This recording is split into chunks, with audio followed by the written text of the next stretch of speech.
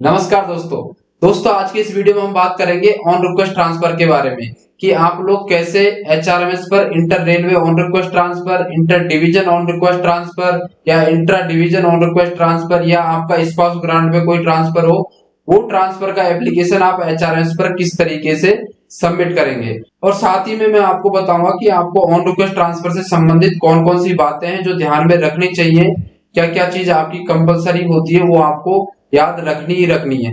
तो guys video को and तक देखना है, कहीं भी स्किप नहीं करना है। और हाँ, अभी तक आपने चैनल को सब्सक्राइब नहीं किया तो सबसे पहले चैनल को सब्सक्राइब करना है। तो गाइस आज के इस वीडियो में हम यही सीखेंगे कि आप एचआरएमएस पर ऑन रिक्वेस्ट ट्रांसफर का आवेदन किस तरीके से भरोगे और किस तरीके से प्रोसेस होगा। नमस्कार दोस्तों, मैं हूं रवि और स्वागत है आपका हमारे यूट्यूब चैनल जॉरवाल टेक पर। तो गाइस आपने अभी तक चैनल सब्सक्राइब नहीं किया तो यार सब्सक्राइब जरूर करना है और बेल वाले आइकन को जरूर दबाना है। तो सबसे पहले मैं आपको बताऊंगा कि आप एचआरएमएस पर inter railway on request transfer या inter division on request transfer का एप्लीकेशन किस तरीके से फिल करोगे, पहले वो बताते हैं। उसके बाद आपको कौन कौन सी बातें याद में रखनी है वो मैं वीडियो के लास्ट में बता दूंगा। जो भी जरूरी चीजें मैं आपको बीच में बताता रहूंगा। तो प्लीज वीडियो को कहीं भी स्किप नहीं करना है, एंड तक देखना है, तब जाकर ही आप एक सही तरीके से ऑन रिक्वेस्ट ट्रांसफर का एप्लीकेशन सबमिट कर पाओगे। तो चलिए लैपटॉप की स्क्रीन पर।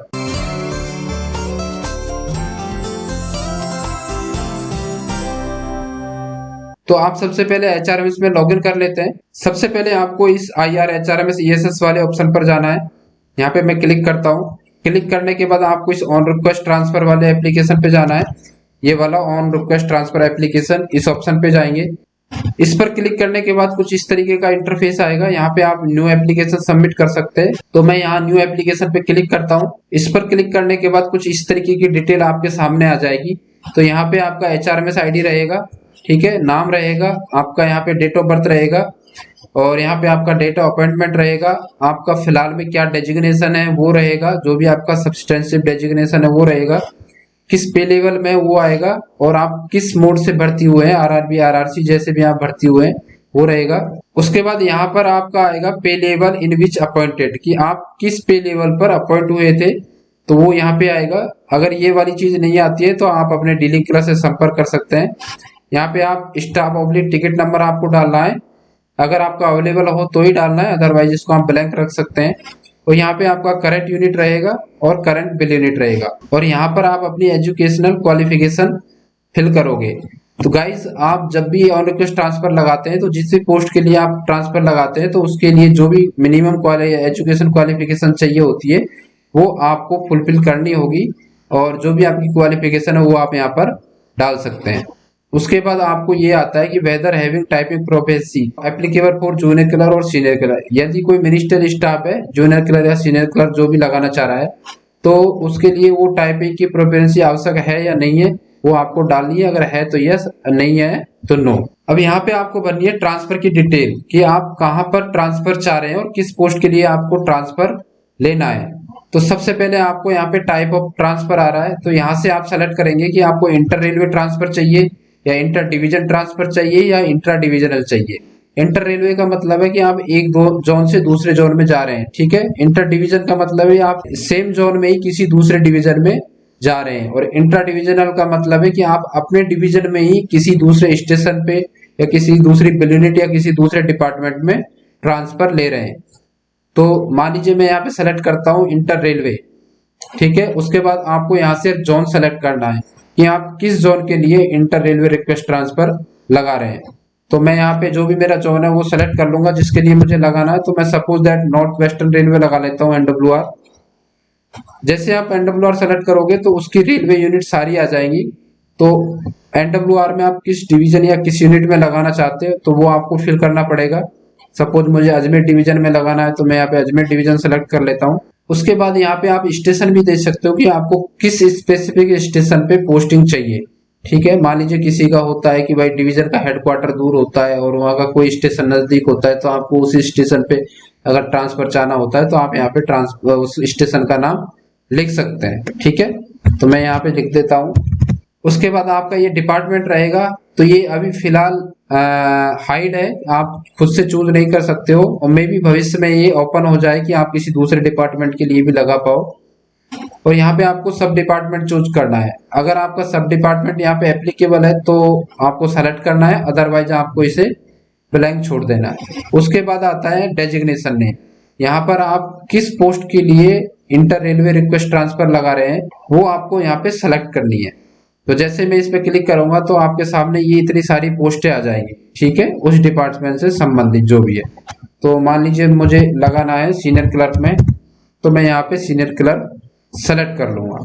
तो आप जिस पोस्ट के लिए लगा रहे हो तो आपको वो सेलेक्ट करनी है, और किस पोस्ट के लिए आप ट्रांसफर लगा सकते हो इसके लिए मैं आपको वीडियो के लास्ट में बता दूंगा उसके लिए कौन कौन सी कंडीशन होती है। यहाँ पे आप स्पेशल कुछ कंडीशन लिख सकते हैं, ग्रेड पोस्ट स्टेशन जो भी है वो आप यहाँ पर डाल सकते हैं, अदरवाइज आप इसको ब्लैंक भी रख सकते हैं। और यहाँ पर आपको अपना फोटो अपलोड करना है, ठीक है, जो भी आपका लेटेस्ट फोटो है वो आपको अपलोड करना है। यहाँ से चूज करना है, चूज करने के बाद मान लीजिए मुझे ये फोटो अपलोड करना है, ये सेलेक्ट करूंगा और यहाँ पे अपलोड वाले बटन पर क्लिक करूंगा तो ये अपलोड हो जाएगा। तो यहाँ से आप क्लिक करके अपना फोटो देख सकते हैं और यहाँ से इस फोटो को डिलीट भी कर सकते हैं, ठीक है। और यहाँ पे आपको इसी तरीके से सिग्नेचर अपलोड करना है। इसके बाद आपको ट्रांसफर ग्राउंड पे आना है। ट्रांसफर ग्राउंड का मतलब है कि आप ऑन रिक्वेस्ट ट्रांसफर किस ग्राउंड पे ले रहे हैं। अब ये वेरी इंपॉर्टेंट है कि कई लोग मुझसे बोल रहे हैं कि स्पाउस ग्राउंड वाला ऑप्शन दिख नहीं रहा है, तो आपको यहाँ से ट्रांसफर ग्राउंड सेलेक्ट करना है, इस वाले ऑप्शन पे जाना है और यहाँ पे क्लिक करने के बाद आपको इस तरीके के ऑप्शन दिखेंगे जिसमें ऑन रिक्वेस्ट है सबसे पहले, फिर फिजिकली हैंडीकैप्ड वाला है, फिर ये रेलवे सर्वेंट के डिसेबल चाइल्ड वाला है, और फिर आपका ये स्पाउस ग्राउंड है, और फिर window appointed on compassionate ground पर है। तो अगर आपको स्पाउस ग्राउंड पे लेना है तो यहाँ से स्पाउस आपको सेलेक्ट करना है, और अगर आपको सिर्फ ऑन रिक्वेस्ट लेना है तो सिर्फ आपको यहाँ पे ऑन रिक्वेस्ट सेलेक्ट कर देंगे। उसके बाद आता है अपलोडिंग सपोर्टिंग डॉक्यूमेंट। तो यहाँ पे आपको अपने ट्रांसफर से संबंधित सपोर्टिंग डॉक्यूमेंट अपलोड करना है। अब बात आती है कि आपको क्या सपोर्टिंग डॉक्यूमेंट अपलोड करना है। तो गाइज अगर आप सिंपल ऑन रिक्वेस्ट लगा रहे हो तो यहाँ पर आप अपनी सिंपल एक एप्लीकेशन अपलोड कर सकते हैं। अगर आप यहाँ पे स्पाउस ग्राउंड पे लगा रहे हो तो आपको अपनी जो स्पाउस है उसका एक एक्नोलेजमेंट, ठीक है, और उसका जो भी आईडी कार्ड है या जहाँ पे भी वो जॉब कर रही है वहां से एक सर्टिफिकेट चाहिए होता है कि हाँ भाई ये यहाँ पे जॉब करती है। तो उसके रिगार्डिंग आपको यहाँ पे सपोर्टिव डॉक्यूमेंट लगाना है, जिससे कि जो भी आपके ऑफिसर है वो मान जाए कि हाँ भाई उनको लगे कि ये जेन्युइन केस है, ठीक है। इसी प्रकार यहाँ पे जो ये और ऑप्शन है ये आप अगर सेलेक्ट करते हैं तो इसी से रिगार्डिंग डॉक्यूमेंट आपको यहाँ पर अपलोड करना है, ठीक है गाइस। तो ये आपका डाउट क्लियर हो गया होगा कि अपलोड सपोर्टिंग डॉक्यूमेंट में क्या अपलोड करना है। अगर आप सिंपल ले रहे हो तो आप अपना एप्लीकेशन अपलोड कर सकते हैं, और अगर आप इसमें से किसी और ग्राउंड पे ले रहे हो तो उससे संबंधित डॉक्यूमेंट आपको अपलोड करना होगा। इसके बाद नीचे आते हैं, यहाँ पे आपकी कम्युनिकेशन डिटेल रहेगी जहाँ पे आपका एड्रेस रहेगा, ठीक है, यहाँ पे आपका मोबाइल नंबर रहेगा, आप इसे देख सकते हैं। अगर यहाँ पे गलत है तो आप इसे चेंज भी करवा सकते हैं। उसके बाद एक ऑप्शन यहाँ पे दिखता है click on the icon to check for incoming employee to for your unit. तो इसके बारे में अभी मैं बाद में बताता हूँ। उसके बाद आपको नीचे आना है, इस चेक बॉक्स पे आपको क्लिक करना है। अगर आप इस पे चेक नहीं करोगे तो आप एप्लीकेशन सबमिट नहीं कर पाओगे। तो मुझे इस पे मान लीजिए मैंने ये चेक किया। उसके बाद नीचे आना है और यहाँ पे आपको अपने सुपरवाइजर की आईडी डालनी है। अब आपका सुपरवाइजर कौन है, जो भी आपका इंचार्ज है वही आपका सुपरवाइजर है, जिसके अंडर में आप काम कर रहे हो वो आपका सुपरवाइजर होता है। तो उस सुपरवाइजर का नाम यहाँ पे डालना है, ना कि HRMS आईडी, ठीक है। तो आपको जस्ट उसे नेम से सर्च करना है। तो जैसे मैंने यहाँ नाम से सर्च किया तो मेरा यहाँ पे सुपरवाइजर का नाम आ गया। तो आपको यहाँ पे उनका नाम, HRMS आईडी, डिपार्टमेंट और उनका डेजिग्नेशन दिख जाएगा। तो आप अपने करेक्ट इंचार्ज को ही सेलेक्ट करें, यानी कि जो आपका इंचार्ज है उसी को सेलेक्ट करें, किसी अन्य पर्सन को सेलेक्ट ना कर दें, अदरवाइज आपका केस दूसरी जगह पे चला जाएगा। तो यहाँ से मैं सिंपल इसको सेलेक्ट करता हूँ। सेलेक्ट करते ही देखिए ये सबमिट का बटन हाईलाइट हो जाएगा, ठीक है।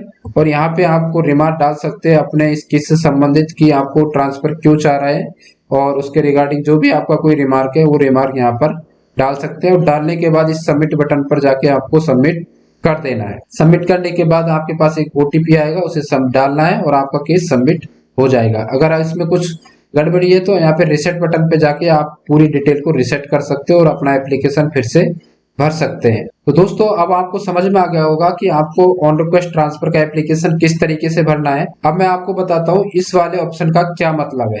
तो दोस्तों ये वाला जो लिंक है ये आपका बहुत ही यूजफुल लिंक है। यहाँ पे जाके आप चेक कर सकते हो कि आपकी रेलवे में जहां पर आप ट्रांसफर लगा रहे हो वहां से कौन कौन एम्प्लॉई आपकी यूनिट में ट्रांसफर चाह रहा है, उसने ट्रांसफर का एप्लीकेशन लगाया है। तो यहाँ से जाके आप उसे चेक कर सकते हो, यहाँ पे उसकी डिटेल आ जाएगी। ठीक है, तो आप उसे कांटेक्ट कर सकते हो कि भाई मेरे साथ म्यूचुअल लगा लो। अगर वो एग्री हो जाता है तो आप इस एप्लीकेशन को विड्रॉ कर सकते हो और म्यूचुअल एप्लीकेशन लगा सकते हो। तो ये वाला जो टूल है ये बहुत ही यूजफुल टूल है। तो गाइज ये तो था हमारा on request transfer application submit करने का प्रोसेस। जब अगर आपने एप्लीकेशन सबमिट कर दिया है तो उसकी स्टेटस आप किस तरीके से देखेंगे, तो उसके लिए आपको यहाँ ऑन रिक्वेस्ट ट्रांसफर एप्लीकेशन पे क्लिक करना है और ये जो बना हुआ है फील्ड इसमें आप चेक कर सकते हैं और जिसमें यहाँ पर आपको अपनी स्टेटस दिखती रहेगी कि आपके केस की क्या स्टेटस है। ठीक है, वो यहाँ पर अपडेट होती रहेगी जैसे जैसे आपका एप्लीकेशन आगे फॉरवर्ड होता रहेगा। अगर आप अपने एप्लीकेशन को विड्रॉ करना चाहते हैं तो यहाँ पे जाके आप अपना एप्लीकेशन विड्रॉ भी कर सकते हैं। तो गाइस ये तो था हमारा ऑन रिक्वेस्ट ट्रांसफर एप्लीकेशन भरने का प्रोसेस। अब मैं आपको बताता हूँ कि आपको ऑन रिक्वेस्ट ट्रांसफर से संबंधित कौन कौन सी बातें याद में रखनी चाहिए। तो सबसे पहले तो दोस्तों आपको ये ध्यान में रखना है कि आप जिस भी पोस्ट के लिए एप्लीकेशन लगा रहे हो उसकी वहां पर वैकेंसी है या नहीं, ये आपको पता कर लेना चाहिए। अगर नहीं भी है तो आप लगा सकते हैं। ये जस्ट एक आपकी यूजफुल टिप्स है कि आप अगर पता कर लेंगे वहां पे वैकेंसी है फिर लगाएंगे तो आपको हो सकता है जल्दी एनओसी मिल जाए। ठीक है, अदरवाइज आपका वेटिंग में नाम रहेगा ही रहेगा। दूसरी बात ये आती है कि आप जिस पोस्ट के लिए ट्रांसफर लगा रहे हो वो डायरेक्ट रिक्रूटमेंट कोटा की पोस्ट है या नहीं है।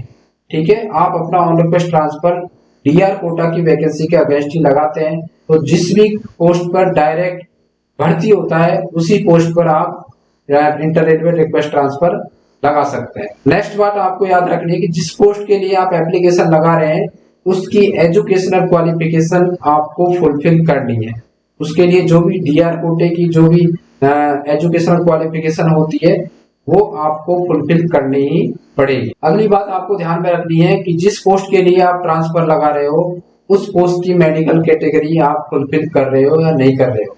तो मेडिकल कैटेगरी भी डायरेक्ट कोटे के अनुसार ही होनी चाहिए। और नेक्स्ट और सबसे मोस्ट इम्पोर्टेंट बात है कि आपके 5 साल या 10 साल जैसा भी आपके रेलवे ने एप्लीकेबल कर रखा है वो कंडीशन आप फुलफिल कर रहे हो नहीं कर रहे हो। तो क्या होता है कि कुछ रेलवेज में 5 साल का रूल है, कुछ रेलवेज में अभी जो लेटेस्ट एक रूल आया था जिसका वीडियो मैंने बनाया है, आप यहाँ जाके चेकआउट कर सकते हैं। उसके अकॉर्डिंग आपकी रेलवे डिसाइड किया होगा कि किस पोस्ट के लिए 10 साल की मिनिमम सर्विस चाहिए और किस पोस्ट के लिए 5 साल की चाहिए। तो ये जो भी सर्विस कंडीशन है आपकी रेलवे के अनुसार वो कंडीशन भी आपको फुलफिल करनी पड़ेगी। उसके बाद ही आप अपना ट्रांसफर का एप्लीकेशन सबमिट कर पाओगे। तो ये कुछ बेसिक सी बातें जो आपको याद में रखनी है।